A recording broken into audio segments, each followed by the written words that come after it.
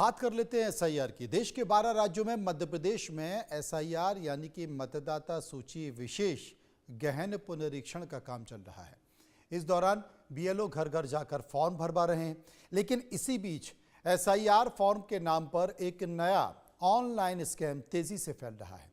इस ठगी की प्रक्रिया में वेरिफिकेशन का बहाना बनाकर लोग कॉल कर रहे हैं और फॉर्म पूरा कराने के नाम पर ओटीपी मांग रहे हैं। जैसे ही कोई व्यक्ति ओटीपी देता है, ठग उसके मोबाइल और बैंकिंग सिस्टम पर कंट्रोल हासिल कर लेता है। इस बढ़ते साइबर फ्रॉड को देखते हुए एडवाइजरी जारी की गई है, जिसमें यह साफ कहा गया है कि एसआईआर प्रक्रिया में किसी भी तरह की कोई भी ओटीपी नहीं मांगी जाती है। इसलिए अगर कोई कॉल या मैसेज ओटीपी पूछ रहा है, आपसे संपर्क कर रहा है, तो बिल्कुल भी शेयर ना करें। अधिकारियों का कहना है कि कई लोग फर्जी कॉल को सरकारी समझकर ओटीपी बता देते हैं और बाद में उनसे बैंक खातों से पैसे निकल जाते हैं। एसआईआर को लेकर निर्वाचन आयोग ने दूसरे चरण को लेकर फरमान जारी किया है। चुनाव आयोग ने भारत के 12 राज्यों में ये फरमान जारी किया है और इसके लिए बाकायदा हर जगह बीएलओ को तैनात किया गया है, ताकि उनके ज़रिए जो लोग हैं, जो कैंडिडेट हैं या जो लोग जो वोटर्स हैं, उन तक वो फॉर्म दिया जाए और उस फॉर्म के ज़रिए एसआईआर की प्रक्रिया पूरी की जाए। लेकिन इन सब के बीच में जो साइबर ठगी करने वाले लोग हैं वो भी एक्टिव हो गए हैं, क्योंकि एसआईआर फॉर्म में इस बार फ़ोन नंबर भी मांगा गया है।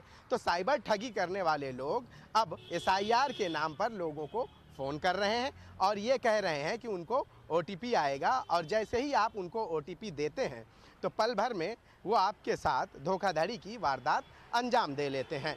इन्हीं बातों को देखते हुए चुनाव आयोग ने ये कहा है कि इस तरह के अगर ठगी के आप शिकार होने से बचना चाहते हैं तो उसके लिए आपको बहुत ज़्यादा ध्यान देने की ज़रूरत है। अगर आपको एसआईआर के फॉर्म के नाम पर कोई ओटीपी मांगता है या आपसे कोई और जानकारी मांगता है, तो आप ये समझ लें कि एसआईआर के लिए किसी भी तरह की ओटीपी की ज़रूरत नहीं है।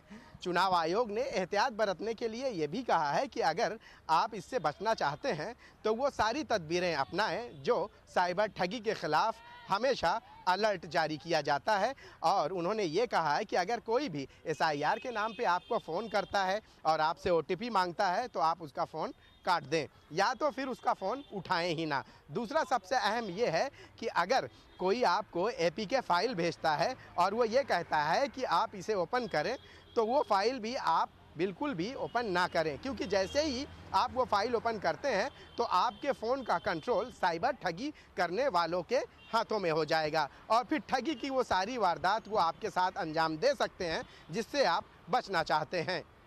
कैमरामैन संजय के साथ शाहिद अंसारी, इंडिया न्यूज़, मुंबई। एक खास खबर अब